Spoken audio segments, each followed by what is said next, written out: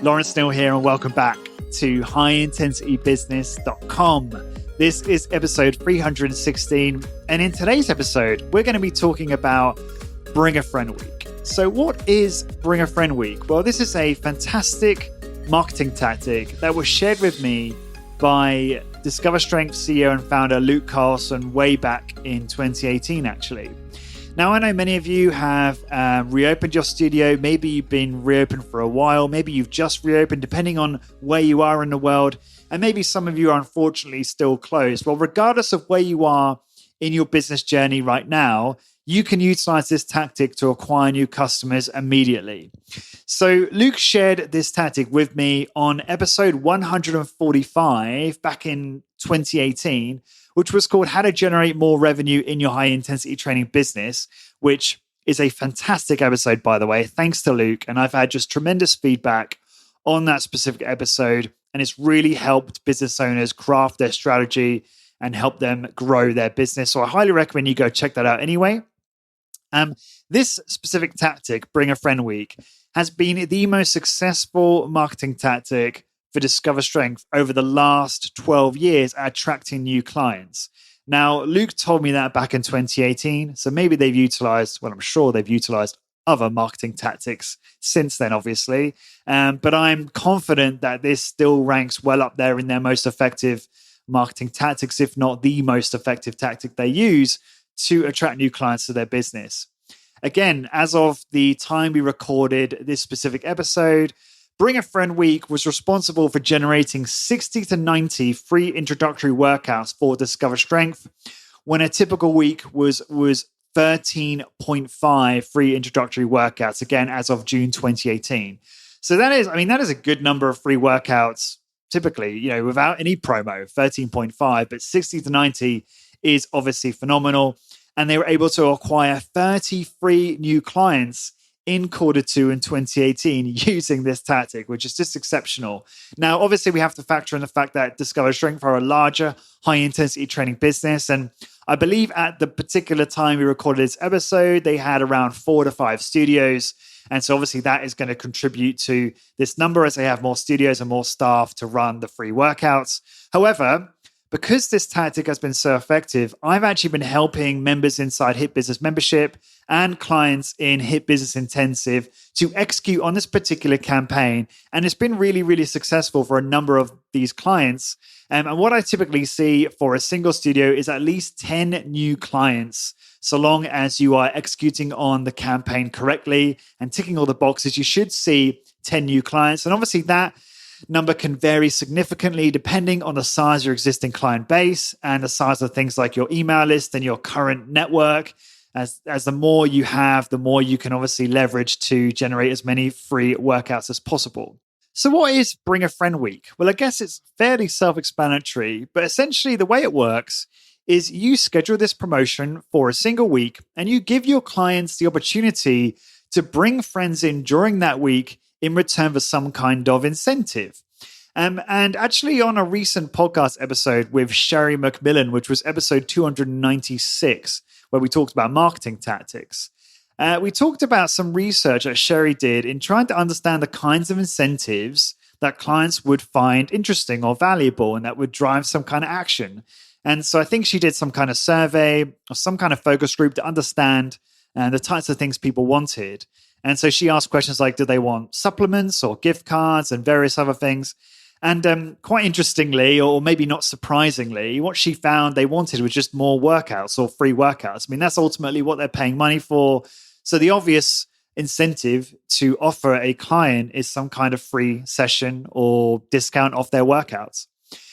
So that is why I think probably the most logical incentive to use for Bring a Friend Week is to offer your clients free sessions. That is certainly what Discover Strength do, and that seems to work very, very well indeed.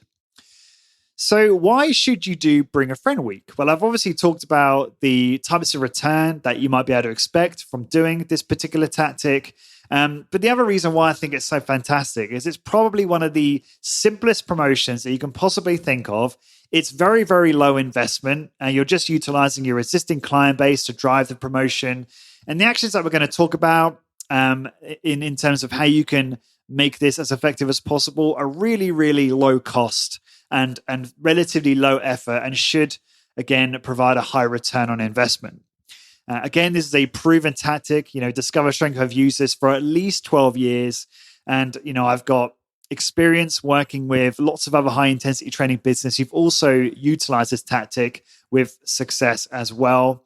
And one thing to factor into this is, even if your referrals that come in do not sign up for your services, and obviously you've got to factor in the fact that the conversion rate is going to be lower than a typical free introductory workout, just because they're coming via a friend. So the friend is being incentivized to drive that person in for a workout, and they might even know in the back of their mind that they are referring someone who might not be a good fit for your business. Maybe they don't fit your target market, but they know they're going to get a free workout anyway, and that's okay. And so we should expect a lower conversion.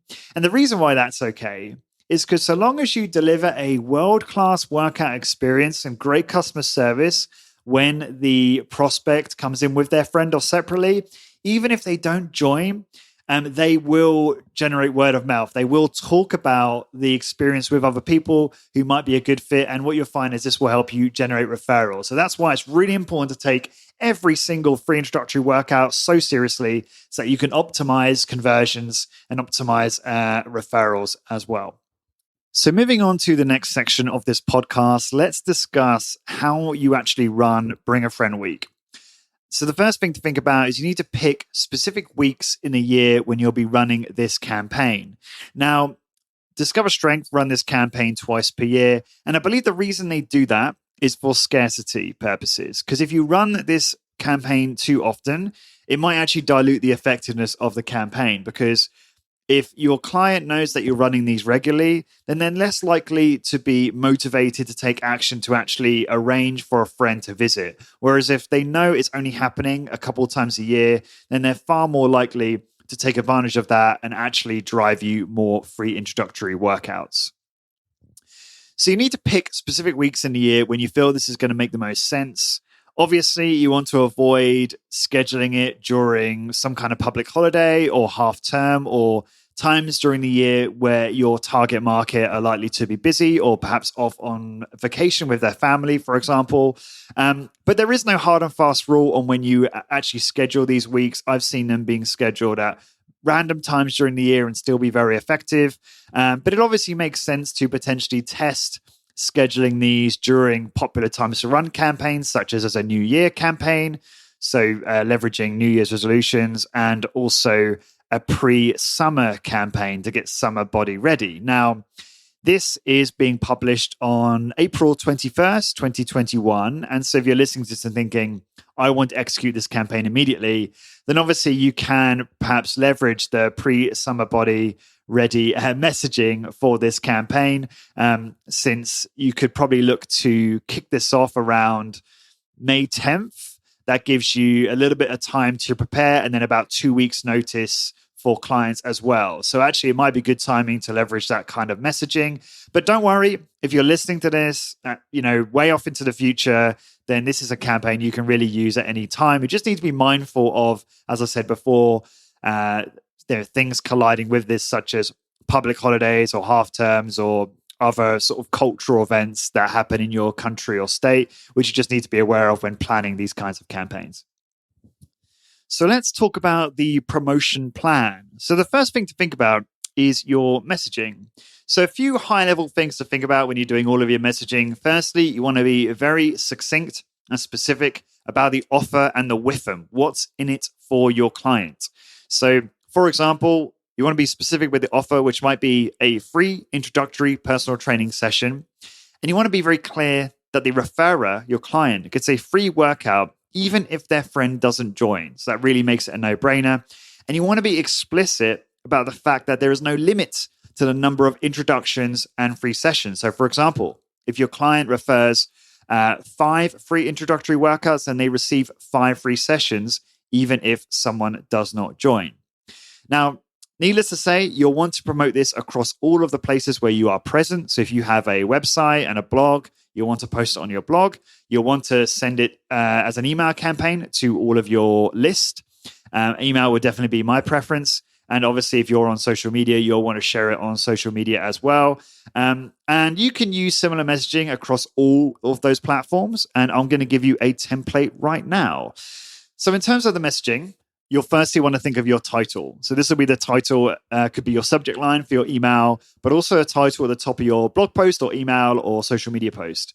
And that will make sense for that title to be Bring a Friend Week. And then right under that, you want the date. So you want the start date and the end date for the campaign. And then some kind of tagline, some kind of hook, something that grabs the attention of the reader to pull them into the content. And so that could be introduce a friend to your company with a free introductory session, and you will receive a free session. So by the way, when I say your company, that's insert name of your company. Right under that, you want to be explicit about the fact that there is no limit to the number of free workouts they can refer and free sessions they will receive. And then you want a very clear 3-point plan so they know exactly what to do and how to actually take advantage of this offer. So that might be number one, if it's on email, for example, forward this email to a friend. Or if it's on social media, number one would be tag your friend on social media. And then number two, you want to have it say your friend schedules with a button below. So if it's on email, for example, it will be a nice clear call to action button at the bottom of the email. So you want to say your friend schedules the session by clicking the button below, and that will take them to a scheduler on your website or perhaps a portal on MindBody or something like that. And then number three, then they simply schedule a free introductory workout online. So as I said just now, they'll be redirected to a scheduler where they can book that session. So you want that 3-point plan clearly stated on wherever you post this campaign. So your blog post, your email, and your social media.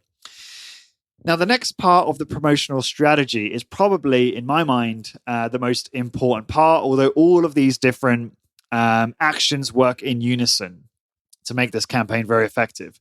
And that is to make sure that you are promoting Bring a Friend Week to every single client who comes in for a workout in the days and weeks leading up to the campaign. And so when someone comes in for a workout, you should always have some kind of promotional focus that you talk about. So that could be any promo you're running around that time. So in this case, before you start the workout, you just want to be very short and succinct. We're running Bring a Friend Week on X day. It's a great opportunity for you to bring a friend and receive a free session, right? So you want to tell them at the start of the workout, it's not ideal to promote this kind of thing after the workout because people are just exhausted and they can't think. And I don't know about you, but when I'm training people, the conversations after the training are generally very short and not complex. So you want to tell them about the promotion before the workout when they're a little bit more compos mentis. And then what you want to do is when the workout's finished, you want to have some kind of physical handout. So a flyer, and this is probably the most time-consuming part of this whole campaign. And it's not particularly time-consuming to create a good flyer. Again, with the details of the campaign. So using the same messaging I talked about before, maybe some graphics, an image showing, you training a client or something like that. And with your branding on, obviously, as well. So you want your logo. You want to have everything consistent across all your branding. So your logo should be the same. Your color scheme, your fonts should really be the same across your physical flyers, your social media posts, your Facebook page, etc., your emails. It should all be consistent because consistency in branding creates trust. As soon as there's a little bit of inconsistency, it doesn't look as professional and it will decrease trust and ultimately reduce sales and conversions. So the point of doing all of these things, because it can be quite a lot, and obviously people are going to be, they should be hearing about it or getting a file when they come in for their workout. They'll be receiving an email or maybe a text message. They'll be getting tagged on social media or seeing it on social media. And you might be thinking, well, there's a lot of touch points. I don't want to bombard people. But what you got to remember is that we're living in a very, very distracted world right now. People are bombarded by messaging all over the place. And you really need to be persistent and have multiple touch points to maximize conversion. So do not underestimate the importance of this. Make sure you are being very thorough because someone might say, they might get told, for instance, during a workout about this and be like, oh, that's a great idea. I have a bunch of friends who would love to come in for a free workout, but then they forget. And so by sending them that email, it's actually going to be helpful to them and remind them to actually take action and get that friend scheduled. Now, in terms of the mechanics of this, you want to make sure that the scheduling is very seamless and low friction. I mean, this should be built into your business already. When you're just doing free workouts normally, you always want the scheduling to be really, really low friction to maximize conversion. So just make sure that the funnel, your online funnel, where someone clicks the link to schedule, is just really straightforward and really clear. Maybe it takes them to something like MindBody, which is what we use in our studio, and which is probably the market leader for fitness business management and scheduling. And you want to take them to something like that, where it's a very clean, simple, easy to use portal, or maybe a schedule that's embedded on the website where they can use as well. So the next thing you need to think about is scheduling arrangements. So you want to set it up so that the friends can arrive together or separately. And there's a few reasons for this. Firstly, if you're working with very busy people, if your target market is busy professionals, for example, then obviously some of these people are very time starved and won't always be able to schedule together, or maybe they've got family commitments. So you need to be able to cater for that. But there is an added benefit when they do arrive together, and that is that the friend really helps to sell the session. There's no better salesperson than your client. They're always going to be way more effective at selling than you are. So if you're sitting there doing a consultation with the client's friend and the client is sat next to them, they're going to be reinforcing what you're saying. They're probably going to add their own experience, which is actually just going to have an even more powerful effect on the prospect and going to increase the probability of conversion. Now, the next thing to touch on is you need to have a really solid sales process for your free introductory workouts. I covered our sales process on episode 310, the ultimate high intensity training sales process, which was largely inspired from what I have learned from Luke and Hannah at Discover Strength, and also my 10-year career in technology sales in London, where I had a fair amount of success and learned a lot about sales, and also what I've learned talking to hundreds of guests on the podcast and learning about their sales process in their high intensity training business. So I think that gives you a really nice template to actually start with in your business. So effectively, this is a 45-minute free introductory workout that kicks off with a consultation where you sit down with a client and ask a few questions to understand their needs, their goals, their medical history, their experience. Then you go into a brief on what the workout looks like and how it's going to go, and tailor that back to the client's interest and need. You then run through the workout with the friend first. So train the friend first. You do not want them spectating. I think the problem with them spectating is that they might actually be put off. If they see your longtime client really suffering, they're going to be quite fearful of the workout themselves. Whereas if you put them through first, they're less likely to have that trepidation. And the friend might actually help in terms of motivation as well. And then what I would have is I would arrange for the client to train after the friend and have the friend watch. That seems to work quite well. Again, there's no hard and fast rule here. So if you want to be more efficient or have the friend train separately with a different trainer, that's fine as well.